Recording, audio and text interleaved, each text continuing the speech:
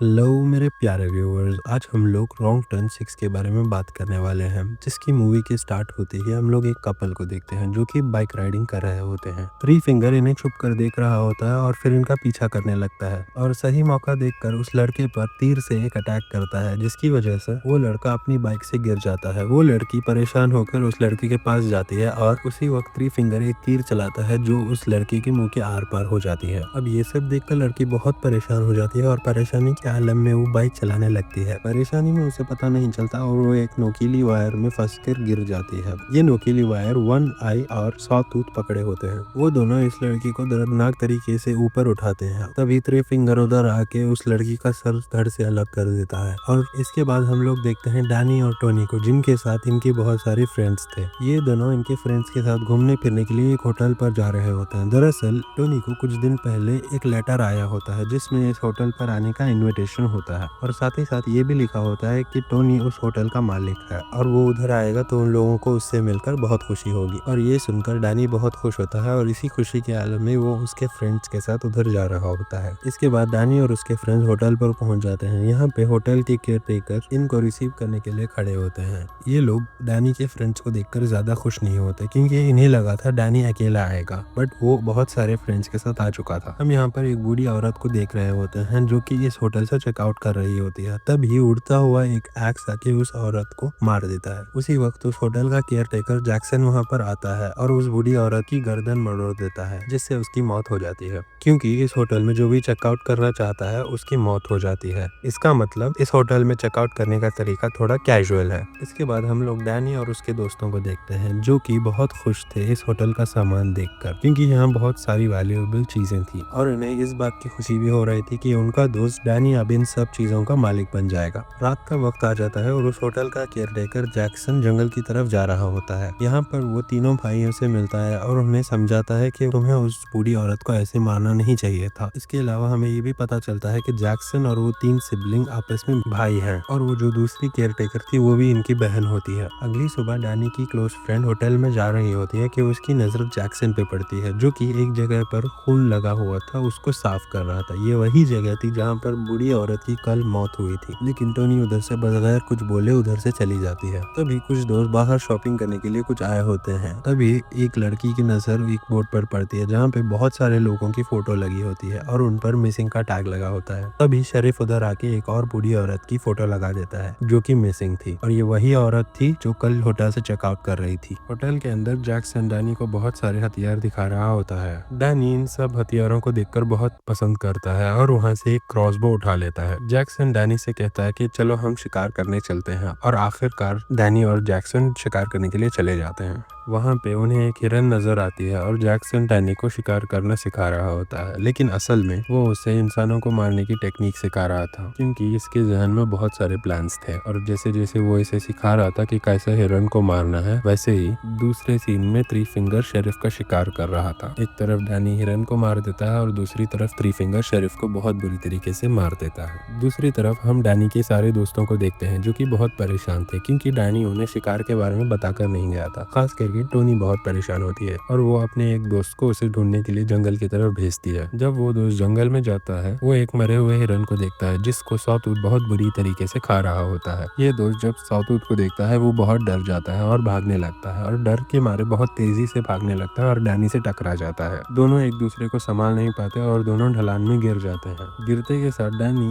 एक नुकीली तार में फंस जाता है और उसका पैर बुरी तरीके से घायल हो जाता है। तभी उसके साथ का दोस्त किसी को मदद पे बुलाता है और तभी जैक्सन उधर पे आ जाता है। जैक्सन उसको नुकीली तार से निकाल के उसको वापस होटल ले जाता है। इस होटल की फीमेल केयर टेकर डैनी का ख्याल करती है और उसका घाव भर देती है और उसको मेडिसिन लगा रही होती है। तभी उधर टोनी आ जाती है और ये फीमेल केयर टेकर उधर से चली जाती है। अगली सुबह डैनी वॉशरूम में होता है और उसकी सारी दवाइयां फ्लश कर देता है क्योंकि डैनी हाइपरटेंशन का मरीज था और उसको बिला वजह टेंशन होती रहती थी। पर कल ही उसने हिरन का शिकार किया होता है और आज उसने सारी दवाइयां फ्लश कर दी होती है। इसका ये मतलब था उसको किसी की जान लेकर बहुत अच्छा लगा था और उसने ये कभी एक्सपीरियंस नहीं किया था। अब शायद उसे दवाइयों की जरूरत नहीं होगी। खाना खाते वक्त डैनी अपने दोस्तों को बताता है कि उसको ये होटल बहुत पसंद आया और वो यहीं रुकना चाहता है और इस होटल को मैनेज करना चाहता है, लेकिन बाकी सब लोग यहाँ रुकना नहीं चाहते और वो वापस जाना चाहते हैं। डैनी के दोस्तों में दो दोस्त बहुत ज्यादा लालची होते हैं जिन्हें पता था इस होटल में बहुत सारी वैल्यूएबल चीजें थी और वो इन चीजों को चुराना स्टार्ट कर देते हैं। और चीजों की तलाश में जब ये लोग जा रहे होते हैं, इन्हें एक सीक्रेट डोर मिलता है जो कि एक बेसमेंट तक जा रहा था। अब जैसे ही ये लोग बेसमेंट से नीचे जाते हैं, उन्हें उधर एक एंशिएंट स्पा दिखाई देता है। अब जैसे ही ये लोग नीचे आते हैं, होटल की दूसरी केयरटेकर जो कि सैली है, वो इनको यहाँ देख लेती है। थोड़ी देर में वो तीनों भाई भी यहाँ आ जाते हैं, जिसके बाद थ्री फिंगर उस लड़की के सर पे मारकर उसको गिरा देता है और इसी के साथ तीनों भाई मिलकर उस लड़की के हाथ और पैर एकदम खींच के उसको बुरी तरीके से मार देते हैं। इसके बाद ये उस लड़के को भी मारने लगते हैं, जिसके बाद सैली उन तीनों को रोक देती है और उन तीन भाइयों को उधर से जाने के लिए कहती है। इसके बाद वो उस लड़के को रूम पर लेकर जाती है और उस लड़के के ऊपर तकिया रख के उसको मार देती है। दूसरी तरफ डैनी के अंदर बहुत सारे बदलाव आ रहे थे। एक तरफ वो दवाई लेना छोड़ चुका था और साथ ही बहुत खुश रहने लगा था, जबकि ऐसा पहले बिल्कुल नहीं था। बाद में डैनी की मुलाकात उन दोनों केयरटेकर से होती है, जिसके बाद जैक्सन उसे बोलता है कि मैं तुम्हें अपने और फैमिली मेंबर से मिलाना चाहता हूँ। इस पर डैनी भी मान जाता है। अब ये तीनों जंगल की तरफ जाने लगते हैं, जहाँ पर एक छोटा सा गाँव था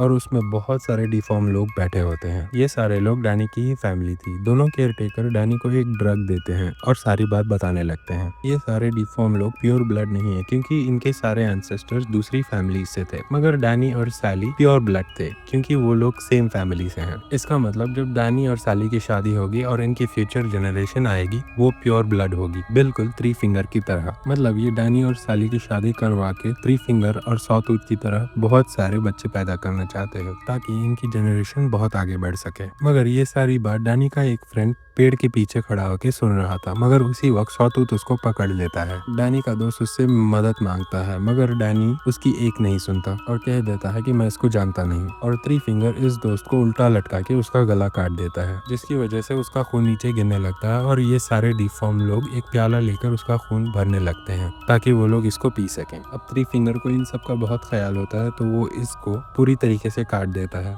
ताकि खून की कमी ना हो सके। तभी डैनी को भी एक खून का प्याला दिया जाता है और वो अपने दोस्त के खून को मजे से पीता है। अगली सुबह डैनी जब होटल वापस आता है, तो टोनी उसको देख के बहुत परेशान हो जाती है और उसको कहने लगती है कि हम लोग इधर से चलते हैं। पर डैनी कहता है कि वो इधर से नहीं जाना चाहता और वो इन सबको इधर से जाने के लिए कहता है। इस वक्त तक डैनी अभी तक उस नशे में होता है जो कि सैली ने उसको दिया था। अब यहाँ जाने से पहले ये सभी लोग किचन की तरफ जाते हैं, जहाँ पर वो देखते हैं कि एक इंसान इंसानी मांस को पका रहा है और उसको खा भी रहा है। ये कोई और नहीं, होटल का केयरटेकर होता है और ये सभी लोग वहाँ छुप जाते हैं। अब जैसे ये लोग निकल रहे होते हैं, उनकी नजर फ्रीजर पर पड़ती है, जहाँ पर उनके एक दोस्त का कटा हुआ सर होता है, जिसे देखते ही ये सब लोग उधर से भागने लगते हैं। अब जैसे ये लोग भाग रहे होते हैं, तीनों भाई उनके पीछे पड़ जाते हैं। अब इनमें से कुछ लोग बच जाते हैं, बट एक दोस्त पकड़ा जाता है, जिसको ये तीनों पकड़ के उसके मुंह में एक पाइप लगाते हैं और पानी भरने लगते हैं। पानी इतना ज्यादा भरा जाता है कि प्रेशर से उसका पेट ही फट जाता है। इसके बाद हम दूसरे दोस्त को देखते हैं, जो कि तीनों भाइयों से बचकर भाग चुका था, बट घबराहट में उसका पैर बियर ट्रैप में फंस जाता है और वो उधर से कहीं भाग नहीं सकता। इसके बाद तीनों भाइयों इस दोस्त को भी पकड़ के उसके सर पे मार के उसको हमेशा के लिए खत्म कर देते हैं। डैनी की क्लोज फ्रेंड टोनी, जो डैनी को ढूंढ रही होती है, वहां से एक गन उठाकर उसको ढूंढने लगती है। तभी टोनी बेसमेंट के स्पा में पहुंच जाती है, जहाँ पर उसको सैली दिखाई देती है और इन दोनों की भयंकर लड़ाई होती है। बट आखिर में टोनी उस केयरटेकर का सर पानी में डाल के उसको गन से शूट कर देती है। तभी डैनी इधर आता है और टोनी के हाथ से गन छीन लेता है और तभी वो सैली को जाके चेक करने लगता है, जिसको गोली लग चुकी थी, कि कहीं वो मर तो नहीं गई। तभी डैनी अपनी क्लोज फ्रेंड को उधर से भागने के लिए बोलता है गुस्से में। अब जैसे ही टोनी भागने लगती है, उसी होटल का दूसरा केयरटेकर जैक्सन उसका पीछा करने लगता है और इन दोनों की भी बहुत बुरी तरीके से लड़ाई होती है। बट आखिर में टोनी एक चाबी की मदद से जैक्सन को बहुत बुरी तरीके से मार देती है और वो वहीं पे मर जाता है। अब इससे पहले कि टोनी उधर से भागती, डैनी उधर आ जाता है और अपनी ही फ्रेंड पे गन तान देता है। इसका ये मतलब है डैनी नहीं चाहता कि अब टोनी जिंदा बचे, क्योंकि उसको उसकी फैमिली के बारे में बहुत सारी चीजें पता थी और डैनी इसको जिंदा छोड़ने का रिस्क बिल्कुल नहीं ले सकता था। तभी पीछे से तीनों भाई आ जाते हैं। अब डैनी फैमिली और फ्रेंड में फैमिली को चुनता है। तभी पीछे से थ्री फिंगर उसके सर पे वार करके उसको मार देता है। अब हमें कुछ दिन बाद का सीन दिखाया जाता है, जहाँ पर बहुत सारी फैमिलीज आ रही होती हैं और डैनी उनको वेलकम कर रहा होता है। मतलब डैनी अब इस होटल को चला रहा था। असल असल में इस होटल के आड़ में यहाँ पर इंसानों को मारा जा रहा था और उनका मांस खाया जा रहा था, जैसे कि हम इन 3 भाइयों को देखते हैं जो कि इंसानी मांस का कीमा बना रहे थे। और इसी के साथ इस मूवी का एंड हो जाता है। अब आगे बढ़ते हैं इस मूवी के कुछ इंटरेस्टिंग फैक्ट्स पर। इस मूवी को एक बड़ी कंट्रोवर्सी का सामना करना पड़ा। एक बल्गेरियन फैमिली ने लॉ सूट फाइल किया क्योंकि उनके असली मिसिंग फैमिली मेंबर की फोटो मूवी के मिसिंग पर्संस बोर्ड में बिना परमिशन के यूज की गई थी। इस वजह से मूवी को टेम्परेरीली पुल्ड बैक भी किया गया था। और तो और ये रॉन्ग टर्न फ्रेंचाइजी की पहली और आखिरी फिल्म थी जो सिनेमा में रिलीज नहीं हुई। इसे सिर्फ डायरेक्ट वीडियो फॉर्मेट में निकाला गया था, जो दिखाता है कि मेकर्स को पहले से पता था कि ये मूवी ज्यादा सक्सेसफुल नहीं होगी। इसके बाद मूवी का सेटअप वेस्ट वर्जीनिया के क्रीपी फॉरेस्ट दिखाया गया है, बट एक्चुअली इसे बल्गेरिया में शूट किया गया था। यहाँ पे प्रोडक्शन कॉस्ट कम थी, इसीलिए प्रोड्यूसर ने वहाँ से शूटिंग करने का डिसाइड किया। इसके बाद पहली 5 मूवीज में आइकॉनिक थ्री फिंगर्स का रोल बोरिस्लाव इलेव ने प्ले किया था, लेकिन रॉन्ग टर्न 6 में असन असनोव को कास्ट किया गया। फैंस को ये चेंज पसंद नहीं आया क्योंकि थ्री फिंगर्स का लुक और उसकी मूवमेंट्स अलग लग रहे थे। और साथ ही में मूवी का सेटिंग हॉट स्प्रिंग्स होटल के एक पुराने हॉन्टेड जैसे दिखने वाले रियल लाइफ होटल से इंस्पायर्ड था। ये कॉन्सेप्ट कई यूरोपियन अबैंडन्ड सैनिटोरियम्स और असाइलम बिल्डिंग से इन्फ्लुएंस हुआ था। और क्या आपको पता है मूवी का एक ऑल्टरनेट एंडिंग शूट किया गया था जिसमें प्रोटैगनिस्ट डैनी अपनी फैमिली से रिवेंज लेती है और होटल को जलाने का प्लान करती है, लेकिन ये एंडिंग फाइनल कट में नहीं दिखाई गई। ये कुछ कम लोगों को पता चलने वाले फैक्ट्स थे जो रॉन्ग टर्न 6 के बारे में बताते हैं। अगर आपको और हिडन डिटेल्स या अल्टरनेट थियरीज चाहिए तो प्लीज बताइए। मैं मिलता हूँ आपको एक और वीडियो में, तब तक के लिए गुड बाय।